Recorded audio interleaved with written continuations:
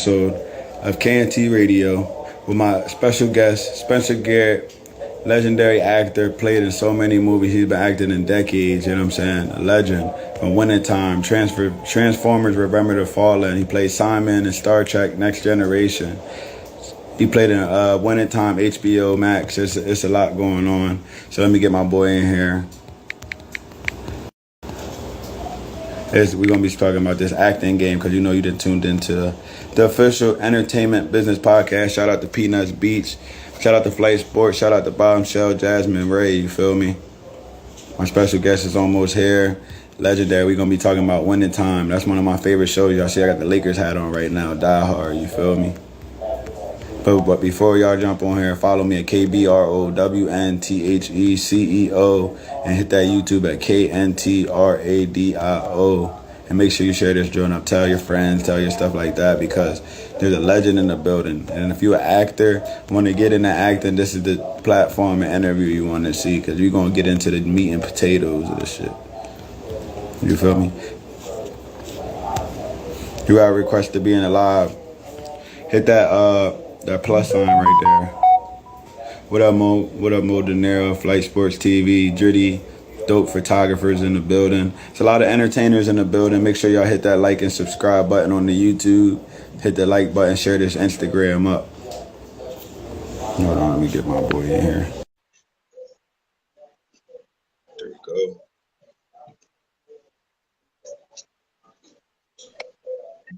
Oh, you already here? Yeah. There we go. Can you hear me? Yeah, I'm getting the aftermath of the storm right now. I'm sorry. No problem, brother.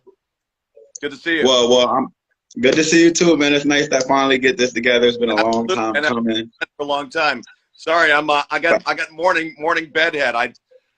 It's early in the morning here. It's dope, man. I just appreciate you coming through, man. Tell them what you do. Tell them who you are. Most people probably know, but for people that don't, tell them what you do and who you are. I'm Spencer Garret. I've been an actor for 35 years, 27 movies, 250 television shows. Right now, I'm doing Winning Time on HBO. I play this guy, the legendary Chick Hearn from the Lakers. The broadcast. There he is. That's my guy. Yeah, it's my show now. We just started filming season 2 over at Warner Brothers. And I can't wait for you guys to see it, man. You're going to love it. Fans of Winning Time from season 1 are going to be very, very happy about season 2. So I can't wait to show it to y'all. I'm one of those fans, seeing every episode. You see my hat just for you, you know what I'm saying? But what made you want to get right into it? Like, what made you even want to jump into acting? Was something that you were born into or you raised, or what made you want to be an actor? I was kind of born into it. It's kind of the family business, man. My grandparents were actors. My grandmother and grandfather ran a theater on a showboat on the Mississippi River in St. Louis in the 1930s, 40s. The legendary showboat it was called the Goldenrod, and it was docked in St. Louis, and it had a theater on it. And the showboat would go up and down the Mississippi River, and it would stop in little towns in the Midwest on the river, and people would come onto the boat, and my grandparents and my mom and my aunt would do shows with the theater company. My aunt is also an actor. My uncle is an actor. I've got 3 cousins who are actors. But so that's kind of, it's in my blood. It's my family history right there. So when I was about 10 years old, I grew up around the business. I grew up around actors. My mom is 89. She turned on Tuesday. She's still acting. And so when I was a little kid, I thought, why not? I'd give it a try. And so I started auditioning for commercials and after-school specials and things like that. And I got a taste for it. And I went off to college. I went to Duke in North Carolina. When I got out of school, I decided to, take the plunge and do it in earnest and really go for it. So I started acting. Really, I started jumping into more film and TV when I was about 23, 24. And I've been doing it full time since about 1985. Okay, 1985 to 2022, and you're still working. I'm still working, man. Still doing it. I love it. So what was your first role? Like, what was it like? What was it like jumping into your first role? Like, cause this is an entertainment business podcast where people want to learn not only the good things that people are doing, is how they got into it and things that they can learn to add into their own thing. Cause there's a lot of people I know that aspire to be actors and stuff like that. Well, my first role, I mean, I did a movie of the week when I was like an 8-year-old kid. My mom was doing a movie. My mom is an actress named Kathleen Nolan. She, for those of you old enough to know, she was the first woman president of the Screen Actors Guild of SAG-AFTRA. But before that, she did a long-running television series called The Real McCoys for 6 years. And she was the original Wendy and Peter Pan on Broadway. And so when I was about 8, she did a movie called Limbo, which was really the first movie about the Vietnam War. It was about wives of POWs. And they were filming in Miami Beach. And I was 8 years old. And I said to my mom, I said, can I be in the movie? And she said, well, what would you want to do? And I said, I don't know, give me, have the director give me a line. So they wrote something for me in the movie. And at 8 years old, I got my union card. I got my Screen Actors Guild card. They paid me like $100 in cash.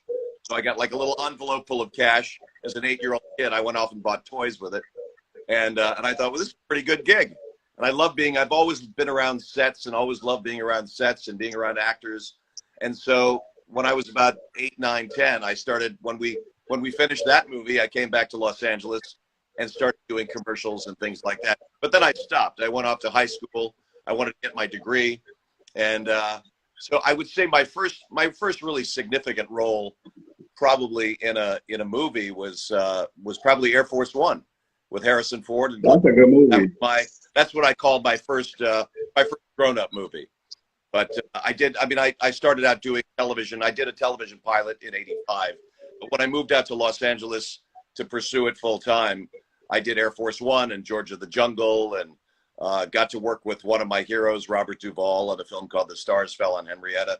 I started working pretty quickly when I came out here, but I studied in New York. I studied with a great acting teacher, Sanford Meisner, at the Neighborhood Playhouse. I studied with him for about 7 years off and on. And I wanted to, I had a pretty good base of training. So when I came out to LA, I wanted to be prepared, and I kind of hit the ground running, and I haven't really looked back since. It's, any actor's career is sort of a roller coaster, but I've been fortunate to stay in the ball game for, as long as I have. And I always want to tell people, like, with acting, what is it like trying to get into these characters? Like, because the people that want to jump in, they just think they can just jump in and not prepare themselves. Like, what is it like trying to prepare for a specific character, especially like how you're doing Chick Hearn? You know what I'm saying? Do you have to really study this person? Like, what is your process trying to create a person or reenact another person? That's a great question, Khalil. Anybody that thinks that they can jump into the business and not prepare themselves is not going to last very long. You have to have a great base of training. You have to prepare yourself. You can't just jump into a part and, you can't just jump in and fly, go flying blind. Chick Hearn, when I got this role 3 years ago, fortunately, I grew up in Los Angeles. I grew up going back and forth between LA and New York. My mom would go to New York and do a play. She'd come back here and do a series. So I grew up, I was blessed. I was lucky enough to grow up in the theater and around film and TV sets. So I had an appreciation for the hard work that goes into it. So, but when I got the Chick Hearn role, I grew up going to Laker games as a kid, so I knew what Chick Hearn looked and sounded like.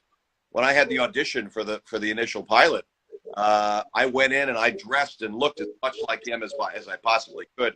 I must have watched 100 hours of Chick Hearn video on YouTube so I could get his voice and his mannerisms and his cadences down. I wanted to honor him as best I could. I wanted to do it as good an impression of him as I could. So, that's part of the homework that goes into it. A lot of vocal training. I don't have Chick Hearn's voice in my body. So whenever I get called to set, I wake up in the morning. The first thing I do is I watch a couple of videos and I start to get his voice and his sound in my head.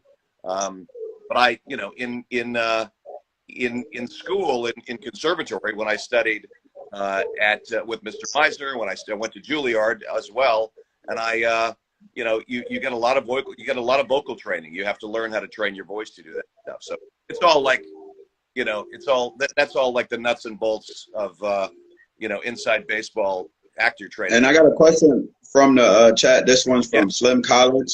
We got two cut, and it said, "What is more difficult, fiction or real characters trying to emulate?"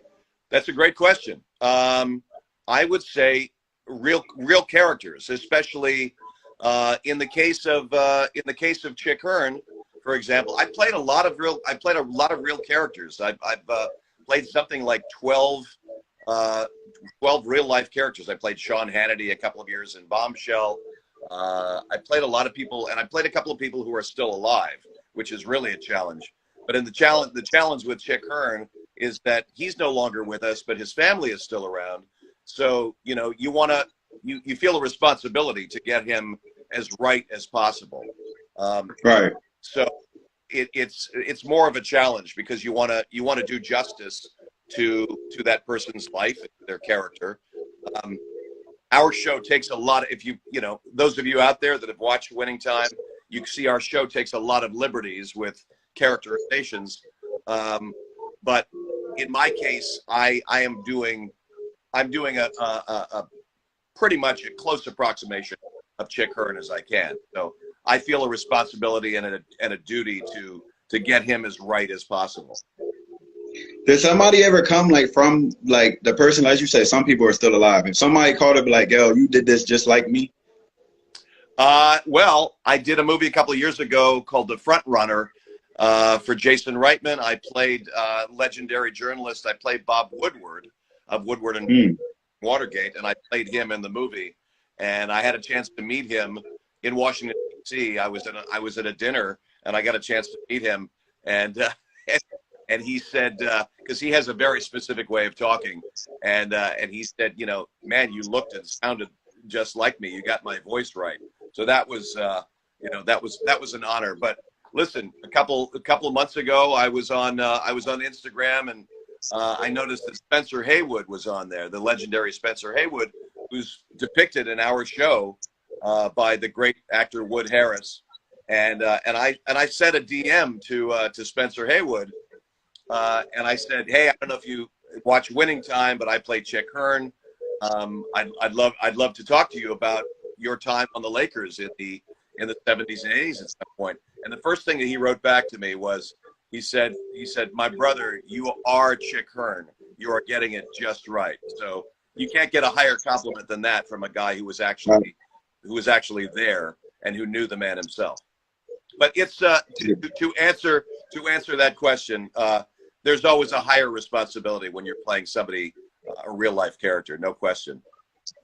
And then we got one more chat, and we're gonna get one more chat question. We get straight into the more meat and potatoes. Yeah. He said, "What is the secret to memorizing a lot of dialogue on the scene?" Wow. There's no secret. My grandfather had a great suggestion to me when I was young, and I had to do a 17-page monologue. And one of the things that I still do to this day, I just it's really old school. I take a legal pad, a yellow legal pad, and a pencil, and I write out every single letter of every word of every sentence in that dialogue.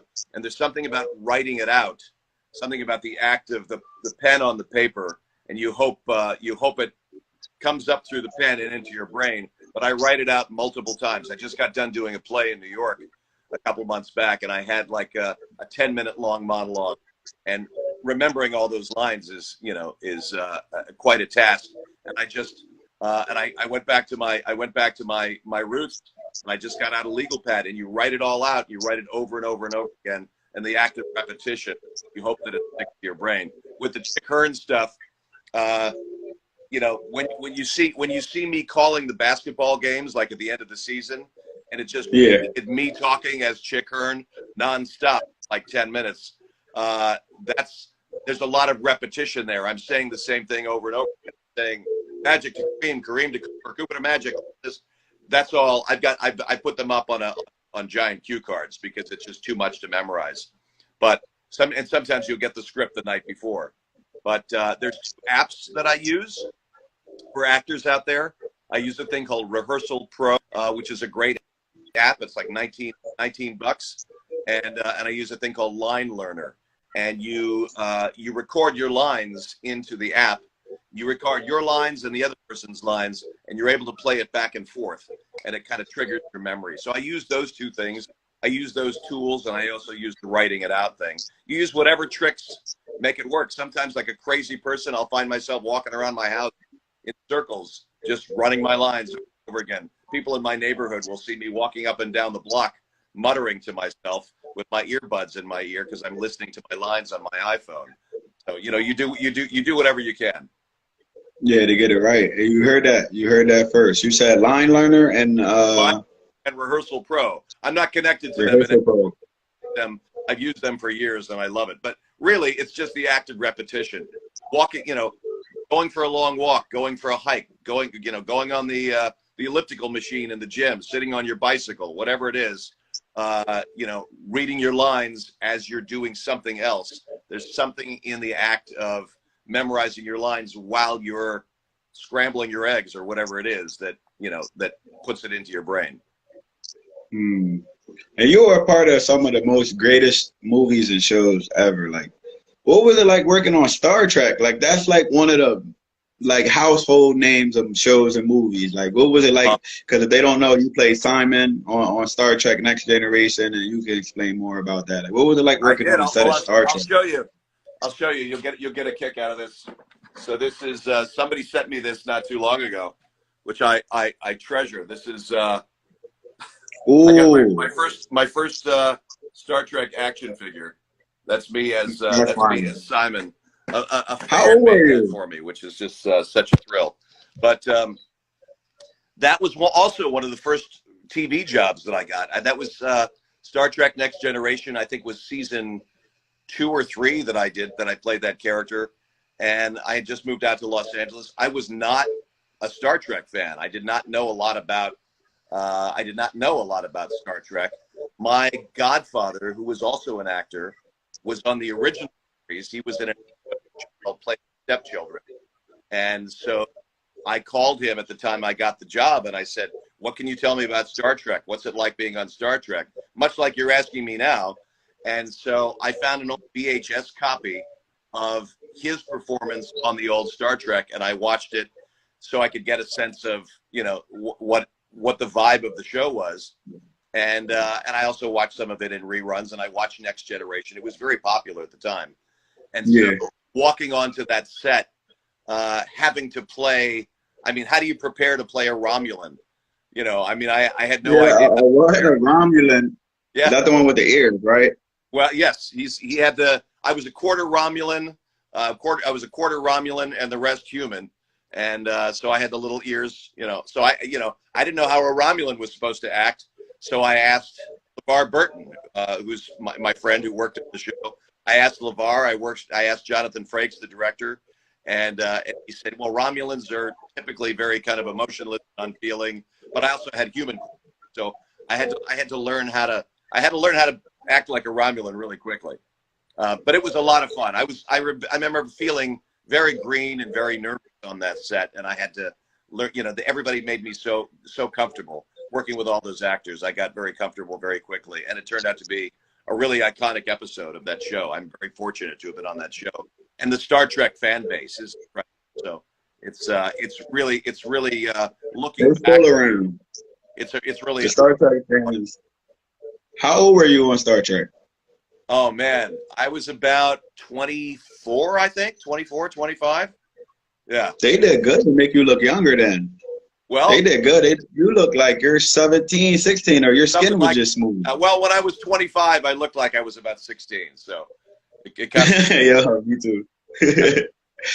Okay, so and then also my favorite Transformers movie you're in, Revenge of the Fallen. That's my favorite movie because people don't understand the backstory of the movie. Because I'm big into hieroglyphics, I'm big on history, I'm big on stuff like that. Right. So to see you and the Revenge of the Fallen, and one of my favorite actors, Shia LaBeouf, loved him in Lawless, loved him in everything that he does.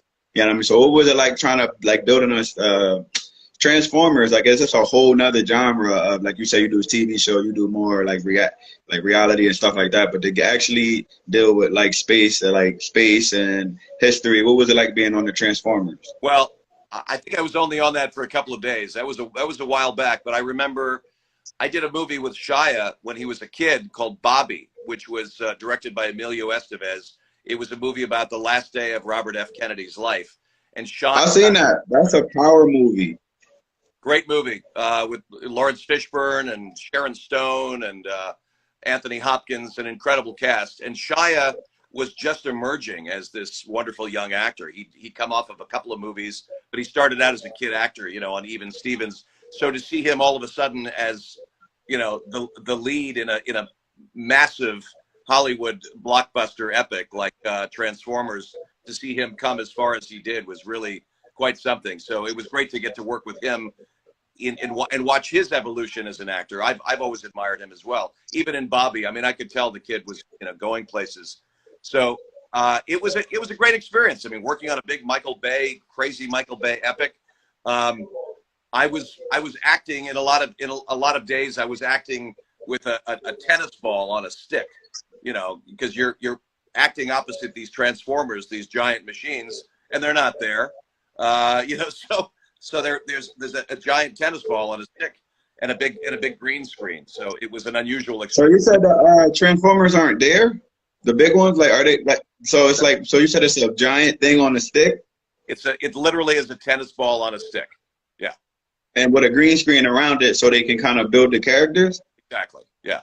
Yeah. What is that like? Like that's I didn't never expect. I thought they would at least try to, cause like I'd be seeing the Japanese people with these monster mega things that they be making and stuff like that. So Yeah. you said there's just a green screen with a stick and like that.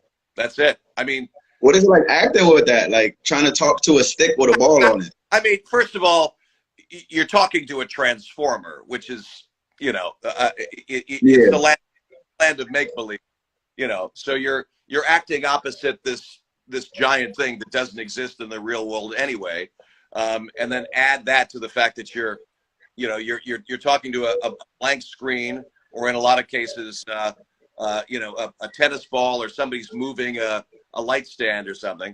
So it's kind of silly time. So you just have to go with it.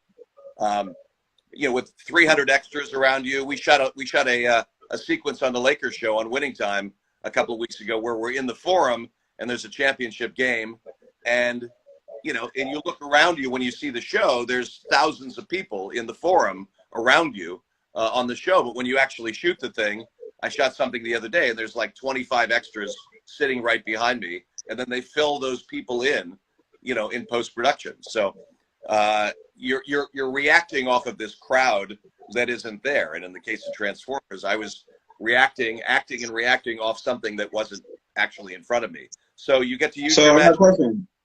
So since it's a stick in the ball, can you actually, is it like an audio plan for you to respond to, or is it like you have to remember the Transformers lines as well? Somebody is yelling the lines. My dear friend Bill Smitrovich, an amazing actor, one of the great character actors of all time. He's just jumped on here. He was in Air Force One with me. You've seen him in 1,000 things. Bill Smitrovich. You should get him on your show. He said all actors act in a bubble at times, and it's true. Sometimes you're acting you're acting opposite things that aren't there. So that's the reality of what you do. Is that harder or easier dealing with somebody? Because there's like, it's not dealing with anybody is good because you're kind of technically alone, but also like it might be better to do like coercion with another person. It's if you got a good imagination, you can make anything happen. I mean. So do you just picture it in your head, or are you really talking to the stick? What's that? So you picture the Transformer in your head as you're talking to him and like reacting to him? Yeah, I mean they show you pictures of the thing you're talking to. You're not just talking to something blank. They say you're talking to Optimus Prime, or you're talking to Megatron, or whatever. So you know what the thing looks like, but the thing is not there. I mean, listen, I'm in speaking of Air Force One, I'm in the White House in the Situation Room, and we're listening to Harrison Ford and Gary Oldman over a loudspeaker sitting around a table. Well, they're not actually there. They're not actually on a plane. There's some AD that's talking through through a speaker, and it's the land of make believe. I mean, Yeah, that's so cool. Sandy Meisner said it best: acting is the ability to live truthfully under imaginary circumstances, and that's what you do. You have to find a way to live truthfully under the circumstances that you're given. And we got a question from the chat side. How did you get a role in? Hold on, because he said he liked that movie. In what movie? Life Goes On. Oh, well, that's a question for Bill. I wasn't in Life Goes On. You're gonna have to. Oh, okay. You're gonna have to get. So Bill that's why. Yeah. Shout out to Smitty. I followed you. Follow me back. We can set that up. But winning times, I watched every episode. I just want to tell you, did so well with Chick. You know what I mean? Because like he used to have the room shaking, and I got the same feel from you on the show. You know what I'm saying? Wow. Well, I got the same feel. Like, because I'm watching the show, I'm like, yo, everything's better with the announcers. Like when Magic first got in the rookie season and he's trying to do all this stuff and you're kind of commentating the actual what's going on, and it's kind of elevating them on the court, and you can kind of see that in the visual, if that makes sense. Yep. Yep. It looked like on the show, on the episode where I was watching, it looked like he's feeding off of you, so you can kind of test how good you're doing. Well, that's Magic and Chick had a great relationship. I mean, he had great relationships with all his players. He was kind of the heart and the soul of that team. So I wanted to establish a relationship with Quincy early on. I mean, Quincy's been around for a while, but this is his first major role, obviously, and he absolutely crushes it. He's so amazing as Magic. But I wanted to establish a friendship with him early on in the filming process, so we could get to know each other. So there was sort of an ease about the relationship, and I think we kind of found that. We try to lock eyes with each other when we shoot the basketball sequences, and the guys are running up and down the court, whether it's Magic or Cooper or Kareem. All the guys are amazing. They're amazing guys and they're amazing actors. And Chick had different relationships with each of the players, but he and Chick had a great relationship. Magic and Chick had a really special relationship. So I try to cultivate that. So when you see them looking at each other, there's a sort of an unspoken shorthand. Yeah. Okay. I got you. He said, does he know Kathleen Nolan? That's my mom. He's asking about my mom, Kathleen Nolan. You should look her. That's she was the first woman president of the Screen Actors Guild, and 800 television shows. I mean, that's my 800. 250 was. I thought 250 was a lot. Your mom is working. Oh no, she did her last film 4 years ago. The last movie she did was a film called The Last Movie Star with Burt Reynolds. It turned out to be his last film. So yeah, she's been acting since she was 2 years old. She's been at it a long time. So that's where. So I got a question. Since your mom was an actor, the 800 television shows, what would you say she learned, and what you learned from her, when it comes to acting and how you conduct yourself as an actor? Oh man, I learned everything from her. I mean, she studied with Sanford Meisner as well. At the neighborhood playhouse school in the 1950s. She was in class with Steve McQueen and Joanne Woodward. So, I learned everything from her. I mean, I really did. I really did. I mean, the work ethic, the honesty, the need to be specific in your work, to be honest and true, and to be true to the character that you're playing. Everything I got, in terms of my work ethic as an actor, I got from my mom.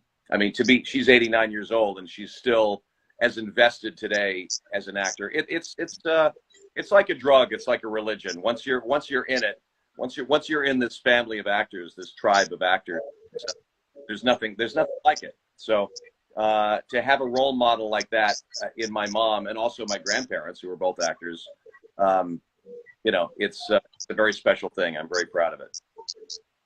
And like I said before, this entertainment business podcast, right? Where we trying to turn the game. What is the market like trying to become an actor? And what advice would you give to somebody who just wanted to act on their first day, just wanted to get into it? What would your advice be to them? You got to study. You got to study. You got to find somebody that you like. You got to find a great acting teacher, a great acting class.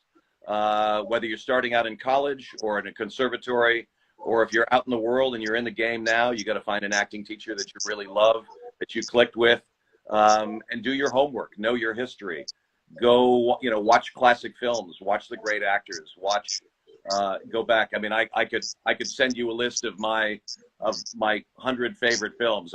Whenever I teach my students here in LA. I give them a list of my 100 favorite films, and these are the great movies that you should watch to learn from, to steal from, because every actor steals from other actors. There's actors that I admire, and there are little bits and pieces from other actors' performances that I take. But you've got to study. You can't just jump into it. You can't just fly blind. You got to really do your homework, especially now. I mean, it's a hard business. You got to, if you're going into it, you got to go into it as a lifer. You got to go into it as a full-time profession. Read books, read plays, get yourself, be a part of a play reading group or a screenplay reading group. Get together with your friends, order a pizza and drink some beers and read plays and sit around at a table. That's how you do it. That's how you do it. You got to keep your machinery oiled. You got to keep, you got to keep your instrument finely tuned all the time. And then somebody said, what was it like working with Quentin Tarantino? Oh man, that was a dream come true. I mean, that was a blast. That was one day. We shot that scene in one day, and he was extraordinary.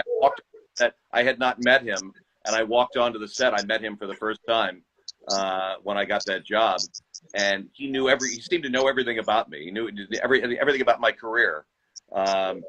He could not have been kinder. He was great. And the great thing that I loved about that day and that experience with those two actors, with Brad Pitt and Leo DiCaprio, both of whom I've known for 30 years. And Brad said something to me in between takes. He looked at me. He said, I know I've seen you in a million things. Have we worked together before? And I said, you know what? Actually, Brad, we haven't worked together before, but we did the last 3 episodes of there was a show that you don't remember called Dallas. It was on it was on in the 80s. Okay. We're on the last 3 episodes of Dallas together.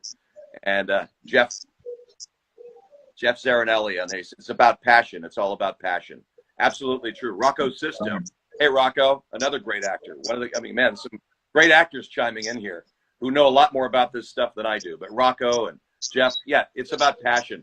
But Brad Pitt said, yeah, we did Dallas together, right? And then DiCaprio chimed in. He said, you guys were on Dallas? And I said, yeah. And then he said, did you ever do a Falcon Crest or a Matlock? And we were all of a sudden, like, I'm talking to the 2 biggest movie stars in the world, and we're talking about how we made our bones as doing guest spots on our dramas on TV shows. And it put me at ease. It made me feel comfortable. What's up, Rocco? And it made me feel comfortable because at the end of the day, yeah, they're movie stars. There's sort of a hierarchy, but at the end of the day, you're all part of this. You're all part of this tribe. You're all part of this group of actors that's trying to put something together. And so I just felt like we're just 3 character actors. We're just 3 journeyman, cats that have been around for a long time, who have been doing it, who have been in the ball game for a long time, have varying degrees of success, but we're all here for a common cause, and that's to make the best scene in the best movie possible. So I couldn't have asked for a better day on a film set than working with Brad and Leo and Tarantino, who was just so generous to me. And that day is, to me, one of the great days of my life. And we had One Foot God from Winning Time on here a couple weeks ago. Oh my God! Yeah, he gave you a shout out. He said you were working and stuff like that. And then like that, and if people don't know One Foot God, he does the dunks for Julius Erving on the show. What is it like working with him? Because this dude is athletically talented, boy. I'm in awe. I'm in awe of that dude. Oh man, amazing. There were days on set where I wasn't scheduled to be working, and I'd come out of my trailer and go onto the forum set, just so I could watch him do his thing. Extraordinarily talented, extraordinarily gifted basketball player. Watching him do his dunks. He doubled for Dr. J, I know, and a couple of other players, but just a beautiful basketball player and a lovely, lovely guy. Just an incredibly talented guy. You should have him on. Watch his Instagram stuff and see the stuff that he does. The very last day of filming that I had on the Lakers set, he did a thing where somebody was holding a basketball on top of their head, and he ran across the floor, grabbed the basketball, jumped over the guy's head, grabbed the basketball in midair, and dunked it. And everybody, oh my God, I just couldn't believe it. He's a fucking alien, that guy. He's from another planet. I don't know how he does what he does, but all respect to you, Mr. You're amazing. Facts. But I don't want to hold you on too long. I just appreciate you for coming on. Anything that you want to say, anything you want to shout out before we go, because this was an honor. If you don't know anything about acting, please rewatch this interview and take some of these tips, because he gave you some game that'll elevate you what you're doing, because that's what we're here for. Linking with the people who are successful in the craft and getting them to the people trying to be successful in their craft. What you think? Absolutely. That's it. You said it best. You said surround yourself with people who are passionate about the craft. Surround yourself who are passionate about putting the work in, because it's all about putting the work in and doing the work. And if you want to sustain in the business, if you want to have a long career, you have to constantly be learning and evolving and growing. The business is always growing and changing in different ways. Now everything is streaming, and we've got Netflix and Hulu and Amazon, and there's a lot more opportunities and there's a lot more work out there for actors. So if you want to be in the business, know your history. One, do your homework. Two, and always be learning and growing and trying to get better. I mean, I've been doing this 35 years, and I feel like I'm just getting the hang of it. I mean, I'm just kind of hitting my stride, and I'm always trying to be a better actor, trying to learn how to be better, and I think that's important. And you heard it first. The keys to acting. The guy, Spencer Garret, the legend. 250 movies. It's 250 shows. You saw how many movies? I don't know, 27 movies. Here, Jeff Zaranelli, great, just said something. It's not about the lines; it's about the life. Great, that's a great point. It's not about how you memorize the lines. It's about the inner life. It's about the inner life that you bring to the character. Obviously the text. You're there to serve the writer. You're there to serve the text, and the lines are important. But it's about the life that you bring to it, and the passion and intensity that you bring to the role. So it's a great line. Thanks. And this was a special interview with the legend Spencer Garret. This is K Brown, the CEO. If you don't follow me, it's KBROWNTHE CEO. And if you don't have the YouTube, it's KntRadio. And follow my boy Spencer Garret 1. Watch all his movies. Bam is growing up so he can get his acting credits together. Keep and get you an action figure too. I mean, this dude is a legend, and it's an honor. I always say that, to have people that I watch. I watch you in so many movies. That's why, like with me, I like to have people on here that I actually like. You know what I mean? I actually want to learn from. You know what I'm saying? Right. So my people want to learn too as well. Well, I know we've been trying to do it for a while, so I'm glad we did. And forgive my when you said we're going on at noon, and I know you're in Pennsylvania, right? Yeah. Yeah, and I thought, oh, good, I got time to have my coffee and wake up and jump in the shower. And I thought, oh shit, it's noon his time, 9 my time. So that's why I look like I just a bar fight. And they said, how do I get a list of your 100 favorite movies before we go? I'll send it to you. I'll send it to you on Instagram, or you can send me an email. I'd love to. Okay. I'd love to talk about that another time. Okay, you're always welcome to come back on the platform. Anybody that come on KntRadio is officially family. What's that? Anybody that come on my podcast is my family now. So you're Right welcome on. to come on anytime. You know what I'm saying? Like I said, follow both of us, support what we doing, and make sure you catch next week's episode. I got Vigilante and Stream. They're going to be doing a celebrity boxing fight, and it's going to be the first ever KntRadio celebrity boxing face-off, October 8th. And make sure y'all tune in and keep up with me and Spencer Garret. Thank you.